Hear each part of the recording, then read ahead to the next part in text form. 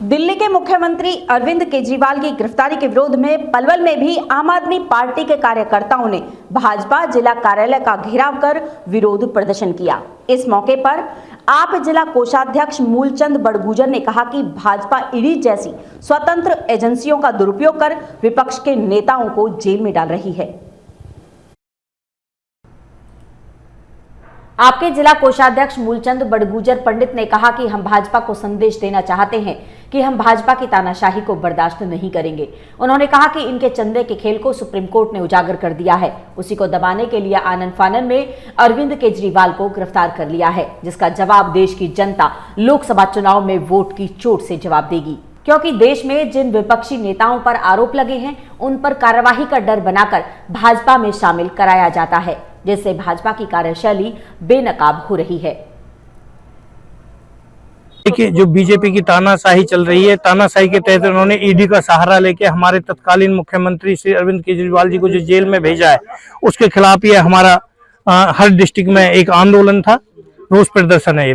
हम इस रोष प्रदर्शन के जरिए बताना चाहते हैं बीजेपी को अब तानाशाही नहीं चलेगी। किस तरह लगता है, क्योंकि जिस तरह ईडी ने पूछताछ के लिए उनको पहले भी नोटिस दिए थे, परंतु मुख्यमंत्री वहां नहीं पहुंचे और उसके बाद एकदम से उन्हें बुलाकर अरेस्ट किया, किस तरह आप देख रहे हैं इसको? ईडी के सभी नोटिसों का हमारे मुख्यमंत्री ने और उनकी लीगल सेल ने लिखित में हर नोटिस का जवाब दिया है और कोर्ट में भी ये हमने अपना दरखास्त लगाई थी कि इसमें अरविंद केजरीवाल जी का कोई केस में नाम नहीं है कहीं भी और ना ही उन पर कोई डिपार्टमेंट है। और माननीय हाई कोर्ट ने 22 तारीख तक का समय ईडी को दिया था कि जो भी है वो रिपोर्ट पेश की जाए, जबकि उन्होंने हाई कोर्ट का आदेश भी ना मान करके आनन फानन में केजरीवाल जी को जो गिरफ्तार किया है, ये तानाशाही और ये बीजेपी की बौखलाहट को दर्शाता है। पहले जो आरोप पत्र था उसमें केजरीवाल जी का नाम नहीं था, अब जो आरोप पत्र बनाया गया उसमें मुख्य आरोपी बनाया गया है, क्या कहेंगे आप?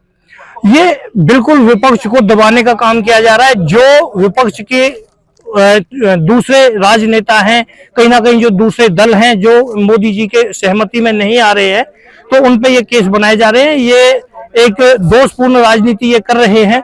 देखिए, अभी हम कुरुक्षेत्र का हमारा जो कैंडिडेट है उन पे मोदी जी खुद ये कह रहे थे कोयला जो घोटाला हुआ उन पे FIR भी हुई थी, उन्होंने बीजेपी ज्वाइन कर ली तो वो पाक साफ हो गए।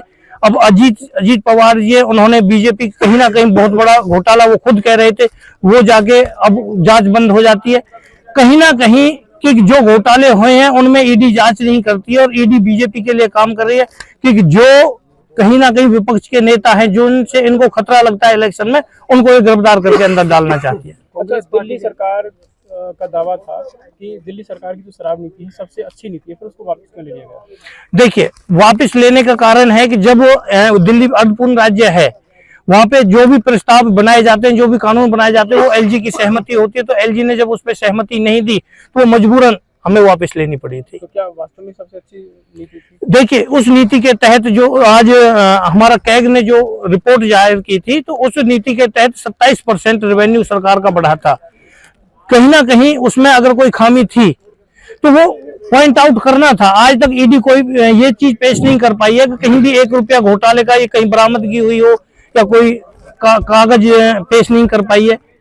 लेकिन वो भी जो केस दर्ज करते PML कानून के तहत करते, उस पर विपक्ष के जो भी नेता हैं भाई उनको जमानत नहीं मिले तो उसके जरिए उनको दबाया जा रहा है।